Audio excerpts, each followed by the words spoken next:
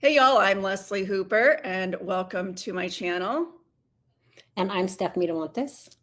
Today we want to bring you along for a reaction video to a girl by the name of Ashley Howitt. Sorry if I slaughtered that, Ashley.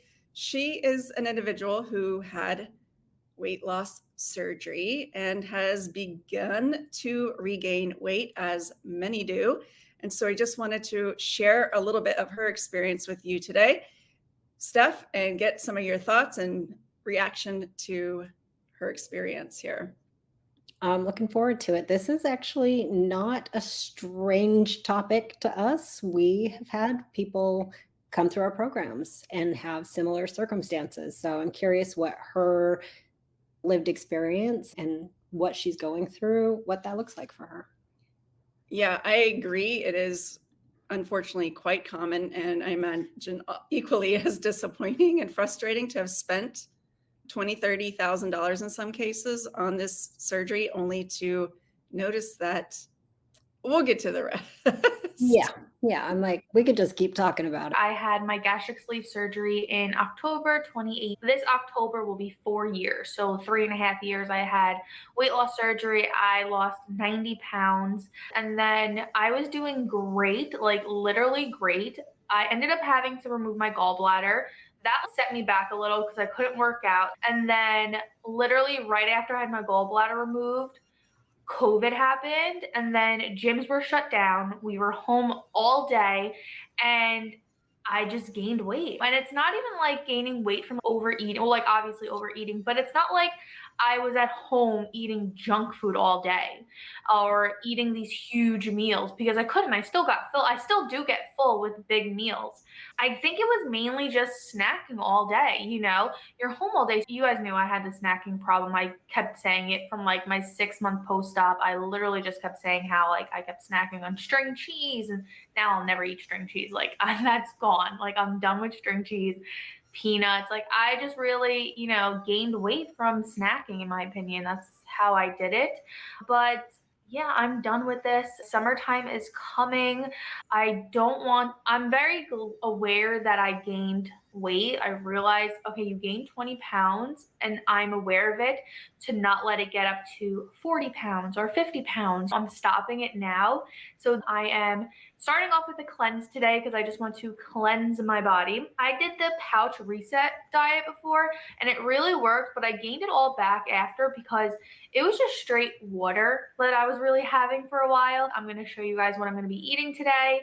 I am doing a smoothie cleanse with 2 snacks in between, just to detox. I'm actually going to go for a walk. I like to do a 30-minute walk around my community, but I'm just very happy in myself that I'm very well aware of the weight gain. I'm very well aware that, like, what are you doing? You need to stop right now before you get back to where you were. But it just goes to show that people always say like weight loss surgery is the easy way out. It's not. It is a lot of work. It is not easy by any means. Like, sure, you'll drop weight in the beginning, but if you don't stick with your diet and you don't stick to the right things that you're supposed to be eating, you will gain weight. When I had my surgery and I was just so confident, like, that's not going to happen to me. But then COVID happened. All the gyms closed. I was home all day, snacking, not moving my body.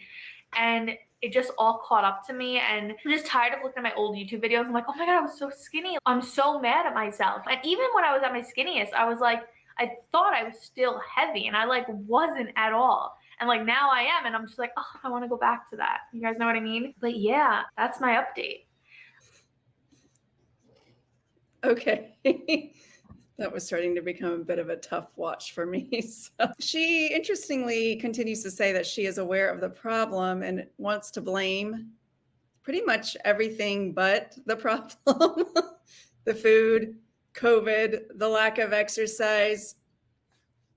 Pretty typical for where a dieter's brain would go in these circumstances, but I'm curious for your thoughts, Steph. Yeah. It cracked me up immediately. It's like, I wasn't sitting around just overeating. And then she's actually, yes, overeating, obviously. And it's, yeah, obviously. And that just goes to show how disconnected people are from what is really going on, the definition of overeating, and how so many people think that is Thanksgiving sized portions instead of behaviors on repeat, the snacking, the grazing, the bullshit eating, and all the things that add up that feel like they shouldn't, that feel like they shouldn't count. And yet here they are counting 20 pounds worth. And so I do appreciate the awareness that she has. 90 pounds is no small feat. Gaining back 20 before we have the awareness, though, that's a large percentage of regain before we're just like having a come to Jesus with ourselves. But it's also not that surprising. And a lot of people do regain the full 90 or 100 before they get so down on themselves that they're ready to flip the switch and try again. So kudos to her for that. One thing that I noticed she did a lot of is blame the lack of exercise and gym life for this problem. And the bottom line is it's all the snacking.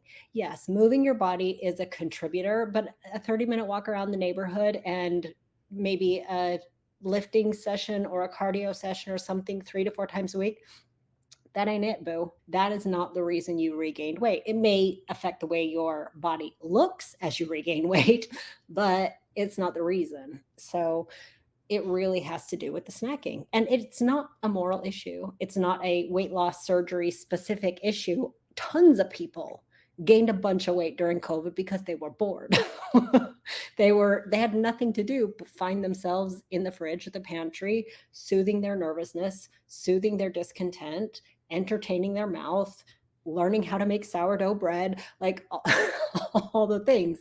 So it's not that surprising, but the mindset that's there is so typical. And the solution she's turning to is also just more short-term fad detox bullshit that is just going to leave her in the exact same place where she started, actually, probably worse off. This is a great example of how if you don't do the inner work, the psychological work of trying to understand what got you into this place in the beginning, how are we going to solve a problem that we don't understand? You don't go to a doctor and they just throw medication at you. There is literally an evaluation, a diagnosis, and then a treatment plan. But dieters go straight to the treatment plan without having all of the information. And it ends up wasting a lot of time, energy, and effort trying to solve for the wrong problem. She has not, as far as I can tell, connected the dots between her emotions and the way that she is using food to perhaps entertain herself, cure boredom, manage stress, whatever the case may be. And again, no fault of her own, but that's the missing piece.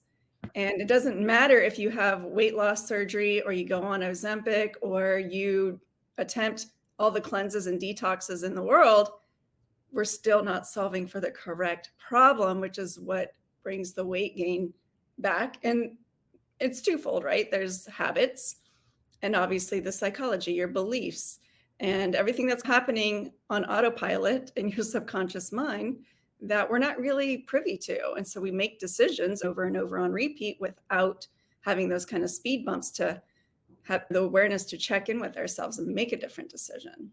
It's interesting because as we are looking at weight loss surgery and have done for a long time now, weight loss surgery has been around long enough that we have a lot of data and information and just anecdotal experiences and all the things. And now we have the weight loss drugs that I would say are in the same league, right? We're doing something kind of extreme and external to create this result, and people are seeing rapid results from it and things of that nature. And so the things that are a little bit different is when you have weight loss surgery, you can only stretch your stomach so much before you're really uncomfortable. And the same thing goes for the weight loss drugs, right? You can only eat so much before you really start to suffer some horrible consequences. But people that have the weight loss surgery hack the system by snacking little by little by little. And I think weight loss drugs people also do something similar. However, their food noise is lessened, different than I believe the weight loss surgery people are something. Yeah. But what I notice the weight loss injections folks are doing, some of them, is tapering off or cutting back on their injections during times where they want to be overeating, like during the holidays or vacations or special occasions. They're just like, I know I'm going to want to eat more than I'm capable of eating right now. And knowing that they can always go back to it, they're trying to hack the system that way. And so this is all just very interesting as it points toward your point. You all are solving the wrong problem. Use whatever you got. Use whatever tool you got in the toolbox. Get surgery? Cool. Do the drugs? Cool. I know that sounded really judgmental. It's not. Get the injections? I'm down for it. All the things. However, nothing changes if nothing changes. You will always find a way to self-soothe. You will always find a way to take care of your emotional circumstances. You will always find a way to scratch that itch of the habit you have built for so long that is so well practiced when it comes to overeating, unless you change some shit. And doing a summer cleanse, that ain't it. That's I'm sorry. No, that isn't it. It didn't work before the surgery. If it didn't work before the surgery, it's not going to work after. No, we can't just, I did the cleanse before and I regained all that weight because it was basically water. I'm like, yep, you're not detoxing anything. You're not cleansing anything. Just work on it. And zero lessons learned from lessons learned. The other thing that came up for me as I was listening to her talk was the comparison to her past. So she was looking back at photos, thinking she was still looking too fat and wasn't looking good. Now she's looking back, and in hindsight bias, like so many of our clients experience, and like we put up on the podcast this very week or last week, or I don't know, whenever this airs. But as a recent episode on the podcast addresses, no amount of weight loss is ever going to be enough. And you have to do the body image work too, because you will always compare yourself to someone else. Her past version of her was comparing to someone else to say, I'm still not good enough. And now the current version of her that's 20 pounds heavier is comparing to her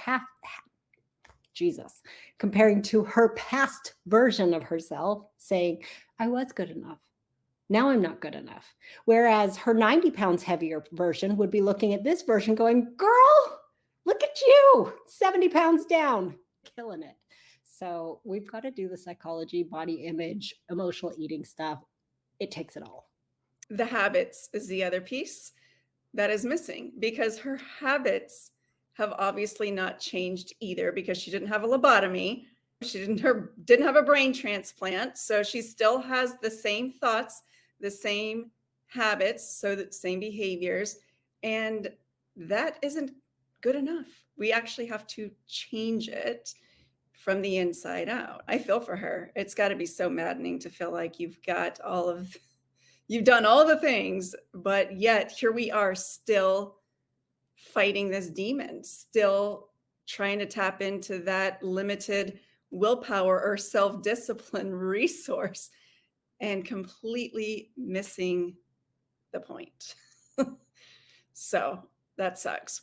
And I know many of our viewers feel similarly or may not have this degree of awareness, which is why the Unstuffed program was created with those 3 pillars in mind: habits, psychology, and body image. That is the recipe for long-term permanent weight loss success, y'all.